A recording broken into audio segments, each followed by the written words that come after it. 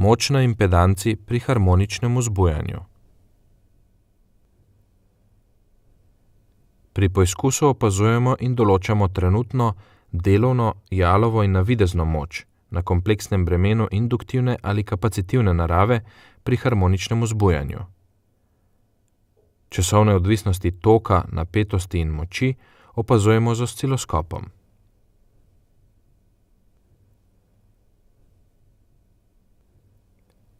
Vezalna shema je preprosta.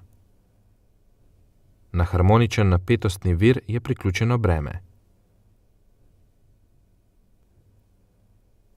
Osnovno breme je navitje, ki ga modeliramo z zaporedno vezanima tuljavo in uporom. Tuljava predstavlja induktivnost navitja, upor pa upornost žice v navitju. Temu bremenu kasneje vzporedno vežemo še kondenzator, kar rezultira v RLC bremenu.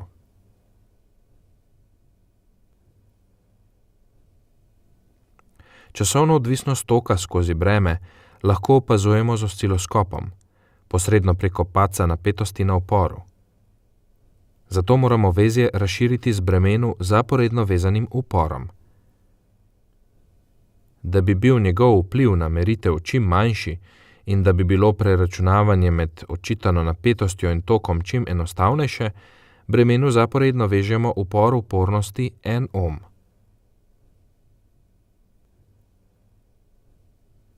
Vezje vzbujamo s harmoničnim napetostnim virom, ki omogoča nastavljanje amplitude in frekvence izhodne napetosti.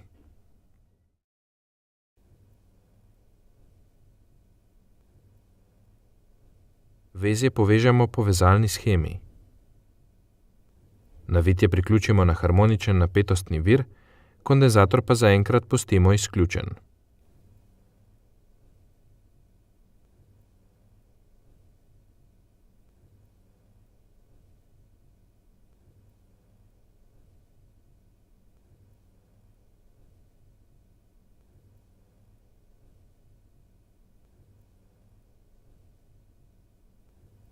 Prvi kanal osciloskopa priključimo na sponke vira, drugega pa na upor, namenjen posrednemu opazovanju toka skozi breme.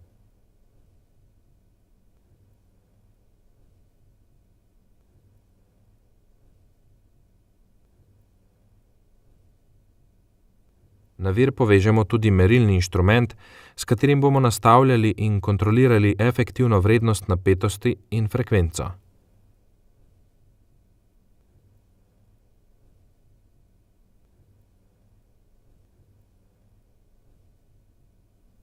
Vključimo harmoničen vir.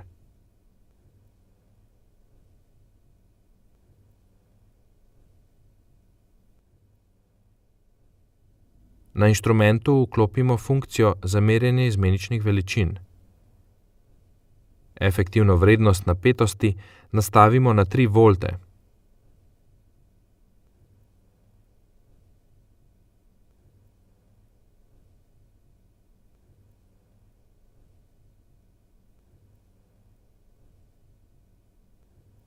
Frekvenco pa pri prvi meritvi na 250 Hz.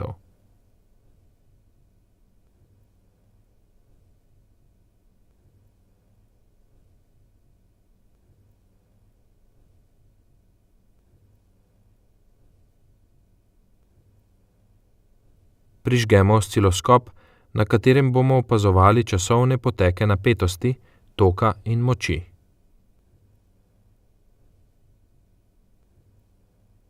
Na prvem kanalu opazujemo napetost vira.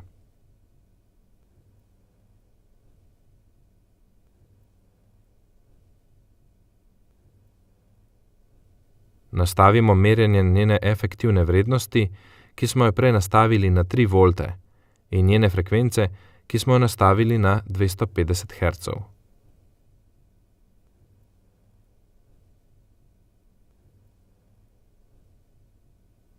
Nato vključimo drugi kanal.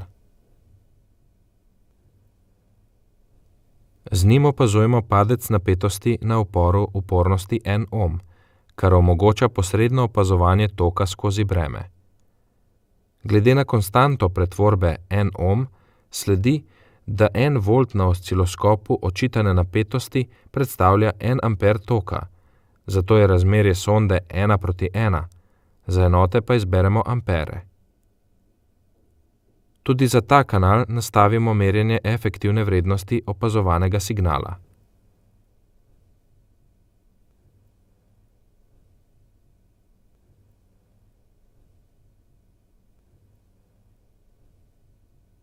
Z osciloskopom izmerimo tudi fazni zamik med obema signaloma. V nastavitvah določimo merjenje faze med signaloma prvega in drugega kanala.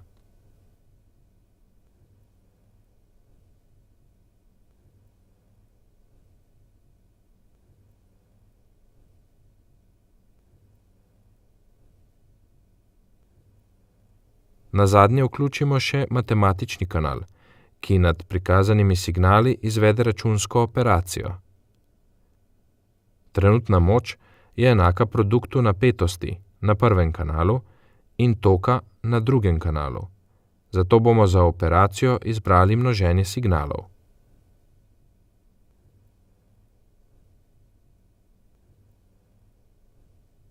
Trenutna moč, ki se troši na bremenu in se nepovratno pretvarja v druge oblike energije, toplotno, mehansko, svetlobno in tako dalje, pa utripa z dvojno frekvenco od napajalne frekvence.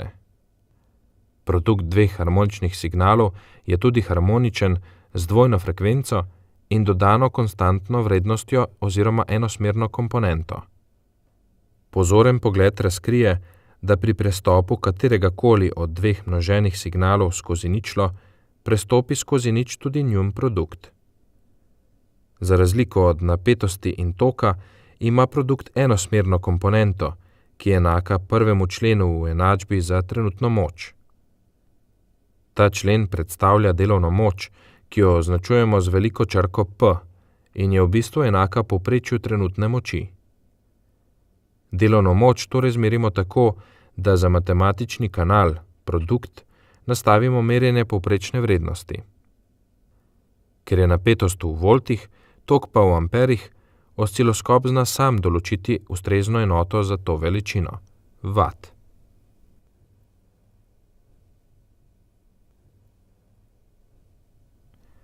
Drugi člen v enačbi za trenutno moč predstavlja že prej omenjeno utripanje trenutne moči z dvojno frekvenco.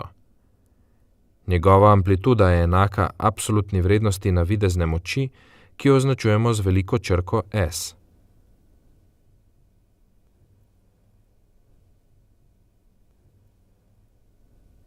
Na osciloskopu navidezno moč izmerimo tako, da nastavimo merjenje vršne vrednosti za matematični kanal, dobljeni rezultat pa razpolovimo.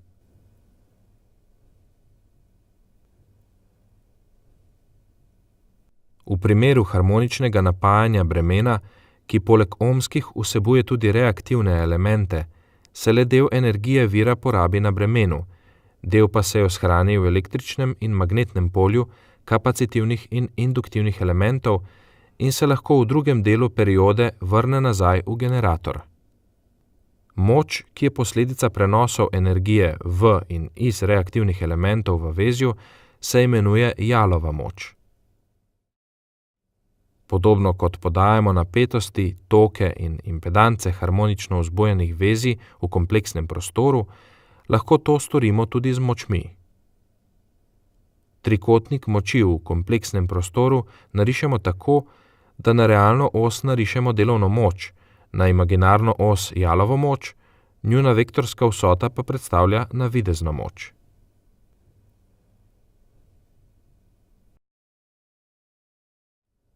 Da bi lažje opazovali signal na matematičnem kanalu, spremenimo občutljivost tega kanala tako, da sliko nekoliko raztegnemo po višini.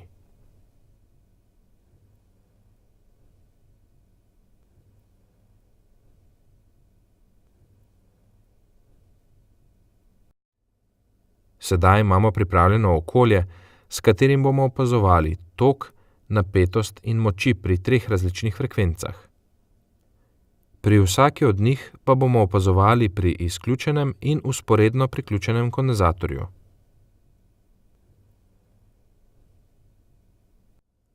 Začnemo torej s prenastavljeno harmonično napetostjo efektivne vrednosti 3 V in frekvence 250 Hz in bremenom, ki je zaenkrat samo navitje tuljave. Temu bomo sedaj vzporedno priključili kondenzator.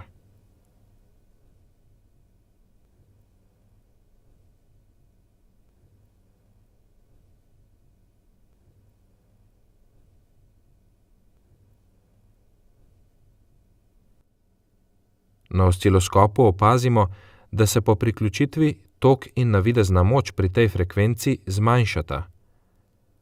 Prav tako se zmanjša tudi fazni kot, vendar pa ne spremeni predznaka. Narava bremena se torej ohrani.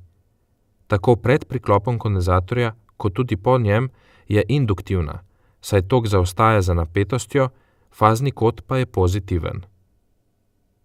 Zaključimo lahko, da kondenzator pri tej frekvenci izvede delno kompenzacijo oziroma podkompenzacijo jalove moči navitja.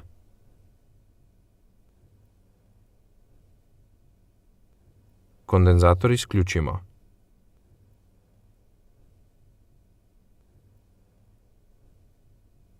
Pri konstantni efektivni napetosti frekvenco vira naravnamo na 360 Hz. Pri tem lahko opazujemo spreminjanje toka, ki se zaradi induktivne narave bremena z višanjem frekvence zmanjšuje.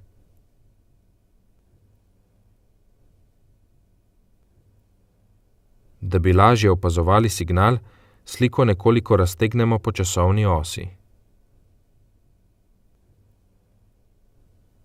Zopet opazujemo spremembo, ki se zgodi pri vzporedni priključitvi kondenzatorja. Podobno kot prej se tudi tokrat tok zmanjša, fazni kot med napetostjo in tokom pa se zmanjša skoraj na nič. Iz tega sledi, da dano vezje pri tej frekvenci izkazuje praktično ohmski značaj, tok in napetost sta v fazi. Zaključimo lahko, da kondenzator pri tej frekvenci popolnoma kompenzira jalovo moč navitja. Kondenzator ponovno izključimo.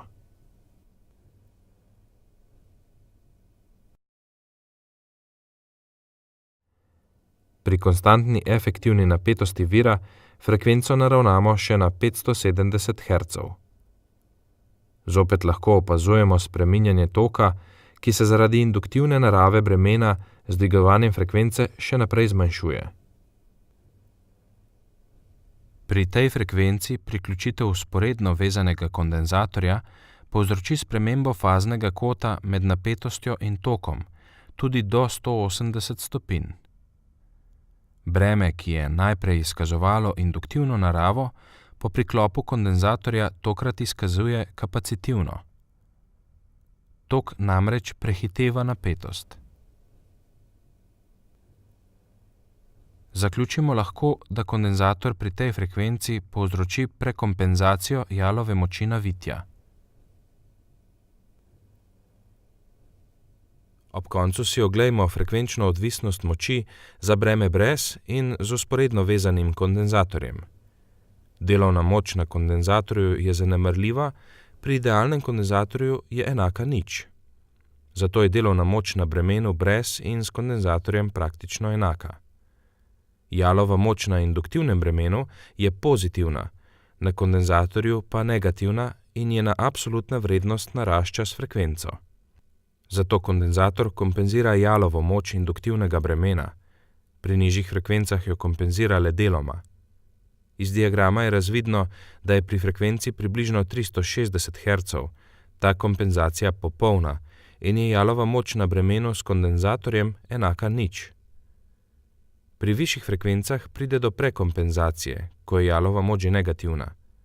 Navidezna moč je določena s pitagorsko vsoto delovne in jalove in je torej najmanjša pri popolni kompenzaciji. Pri delni kompenzaciji je navidezna moč na bremenu s kondenzatorjem manjša kot na bremenu brez tega. Pri bolj izraženi prekompenzaciji, ko je frekvenca nad približno 520 Hz, je navidezna moč na bremenu s kondenzatorjem celo večja kot brez.